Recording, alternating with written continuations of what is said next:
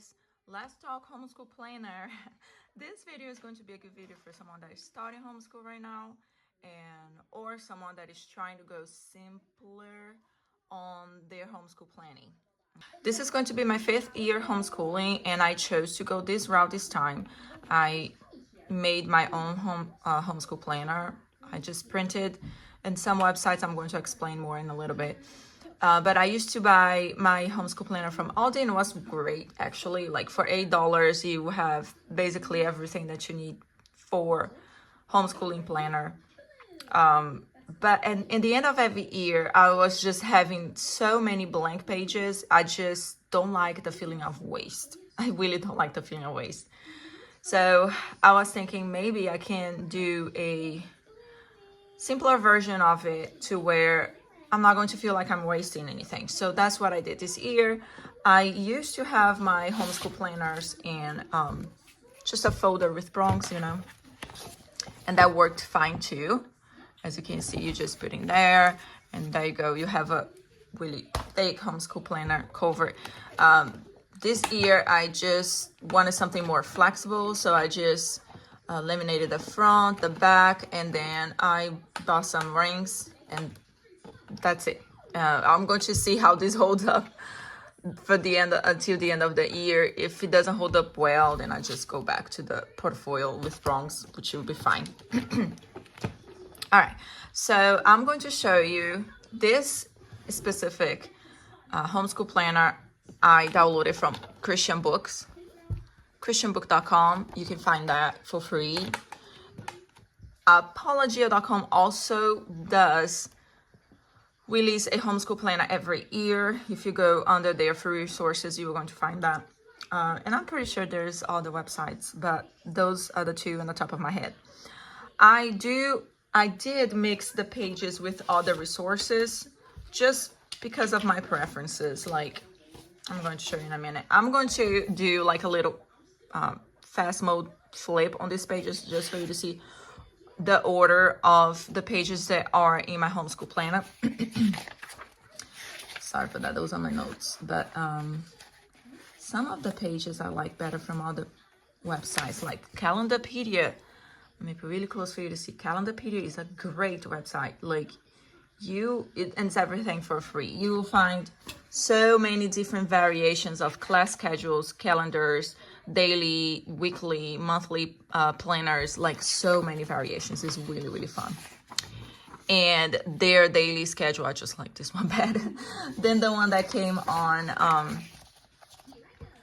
the Christian Book one. So yeah, I changed a few of them, but most of it is from christianbook.com. So I'm going to do a fast mode on this one so you can have a glance.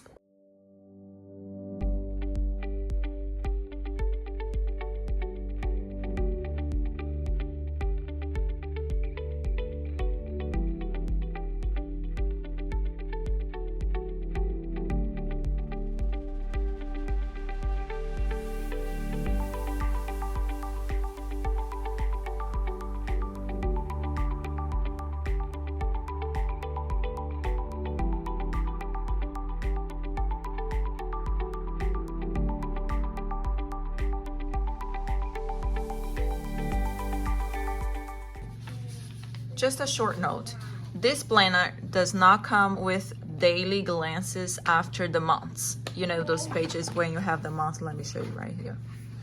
This is an example right there. Okay, so when you print this Christian Book homeschool planner, you're going to find the monthly glance, right? So you're going to see that, and then right after I edit these pages here. So these pages is usually what you find inside the planners that you purchase at the store. You can find this at mapleartstudio.com. Okay, so if you're interested, I just put it here so I could show, but I actually don't use it. And this is the part that stays blank at the end of the year for me. But I wanted to leave this note out there in case someone would like to have that. Another thing that I use together with my homeschool plan, I have done this for a year and it has really helped. I just get any type of notebook and then I just leave it open together with my planner, and I write down any immediate need when it comes to teaching. So for example, if I'm teaching my daughter something in language arts and I notice that she's having a weakness, I don't know, let's just say she forgot the meaning of a noun or something like that, then I go right down here, reinforce nouns. And then like that, I can do that the next day, or even if I have time on the end of that day to reinforce what a noun is to her. And I come and I, just do a cross on it. I already done it. And yeah, so this helps me to keep in check when it comes to the daily homeschool lessons. I would say the immediate needs I just write down here, and really anything like, oh my goodness, I forgot to wash the couch covers yesterday, so I write down wash couch covers.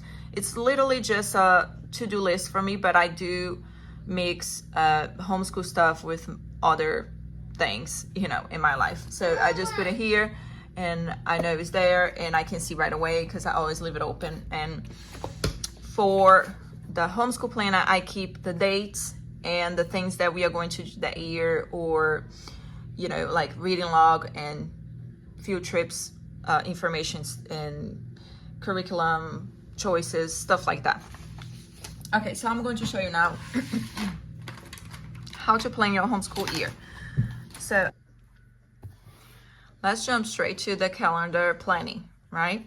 So I think it's everywhere in the United States, I'm not sure, but in Georgia, they do have that in their website, the requirements for homeschooling.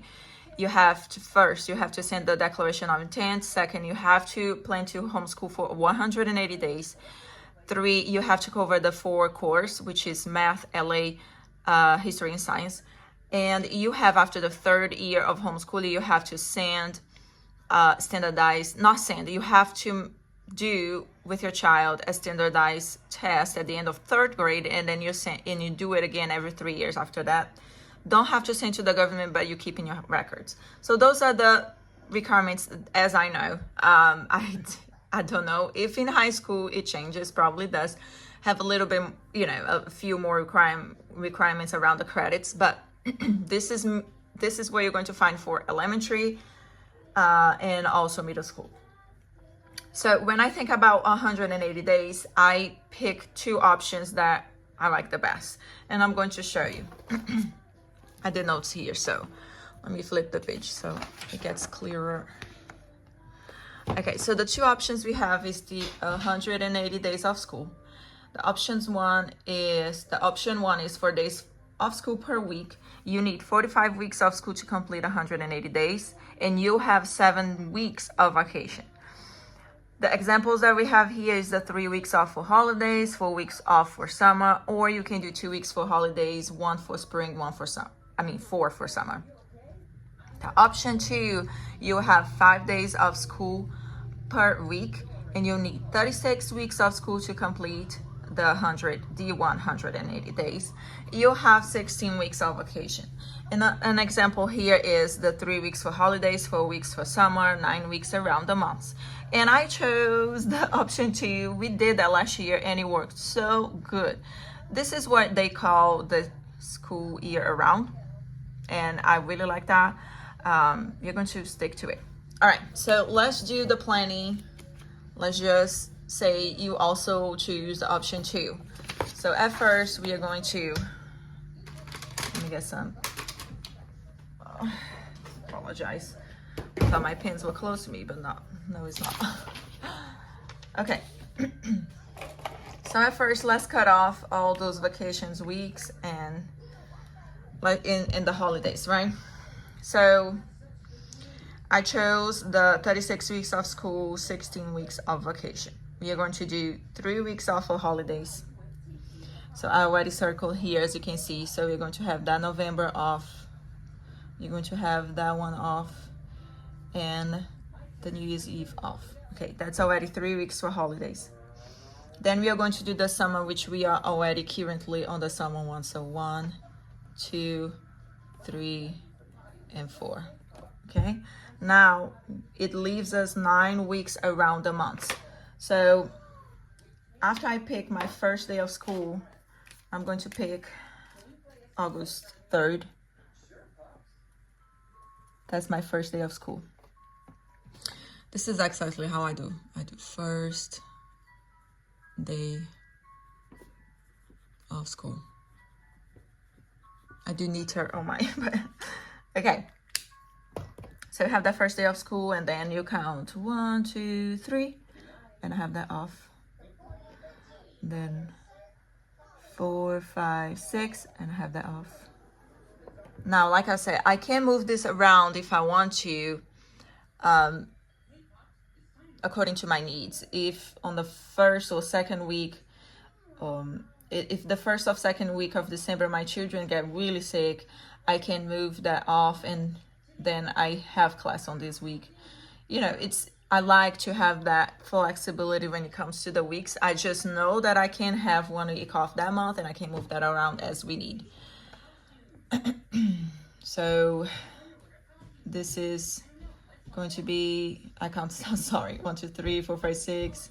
So 7 would be right here. So 7, 8, 9, another one off. Now, because I already have that off for holidays here, I already have that off for holidays. I'm going to use my next week around the months on January. Hold on, meu amor. So we have 1, 2, 3, that off. The 36 weeks is going to be right here. Okay.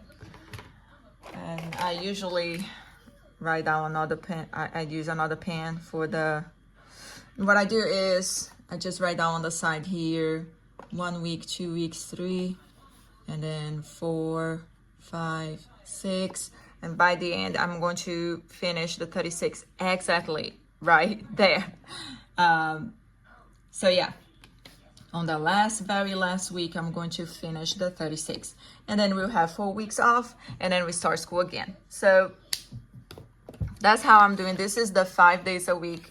Now, again, if you would like to do the 4 days of school per week, I know a lot of families do co-ops with their children. So I think this would be the best option for you. It's going to be less vacations, but you're going to have that day off every week to do something else, right? If you want to. After my calendar, I am going to do my daily schedule. I have changed my schedule according to our seasons of life, of course, but the one has been working right now really good is the one that starts at 8.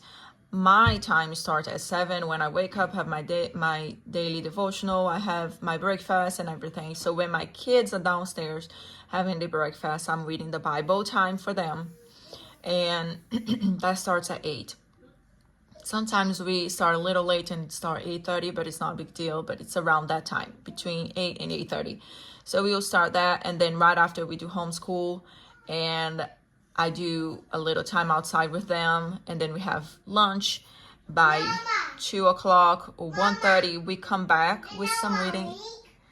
Hold on, meu amor. Hold on, meu amor. Can you wait? Thank you. So at 1:30, we'll have some reading. And then at 2 o'clock, we come back with history or science, because we alternate. And some, any other subject that my oldest daughter didn't finish, we'll do that on that time too. At 3 o'clock, I have, a snack. I do a little bit. I am going to start teaching them Portuguese while they're eating snack. And then that's when we're supposed to end our homeschool activities. And then I'll have some house chores in that 4 o'clock. And that's when I have my kids also doing their chores. And then I'll start dinner. We have dinner. And then the rest is just nighttime routine. But it's basically like that. Inside my plan, I always have my curricula sheet and also my class schedule. And this I pair together in a method so I can make sure I'm not over-purchasing a curriculum that it looked and sounded so fun, but then I have in my home and I don't have the time to use it. So I have been doing this for 2 years, and I haven't bought any curricula that just sit in my shelf. So that's a really good feeling. So what I do is I write down here in this curriculum sheet what I think I want for my children. If it's a curriculum that I'm not familiar with, I would just Google it, or I will ask AI app, how many times a week am I going to use this curriculum? and how long it's going to take per day. And then I'm going to come here and I'm going to write down, let's just say we'll have spelling for 15 minutes, English for 15 minutes, and math for 40 minutes. And like that, I go see, okay, so I can fit 4 subjects in the morning, another 2 in the afternoon. I can fit 3 in the afternoon. And like that, I keep myself accountable with the time I can use with my children. And yeah, that has been working for me. I hope this is a good tip for you too. Another thing that I also do is I create also a daily schedule for on my school break, and I do a cleaning schedule for my school break. As you've seen in the calendar, I do plan to have 1 week off every month, and on that week off, I do a deeper cleaning schedule for my house. You know, during the school time, I don't have time to deeply clean my house. I keep the priorities like kitchen, living room, and of course washing clothes every day. But like passing a wipe on the baseboards or wiping down the walls. Yeah, if you have small children, you know what I'm talking about. We have to wipe our walls. So wiping the walls, like deep cleaning the windows with all those little stains. All that I do on this week off. That's when we don't have school and I'm having more time to work better. Or I wouldn't say better, but in more detail on the cleaning part. And also on the school break, we started doing a schedule. I used to just let the day flow on its own, and it was chaotic. My children really thrive on schedules. So I started doing that this last year, and it has worked really beautifully for us. All right, I hope this was helpful. Please let me know if you have any questions on the comments below. Like and subscribe if you like this video, and I see you next time. Bye-bye.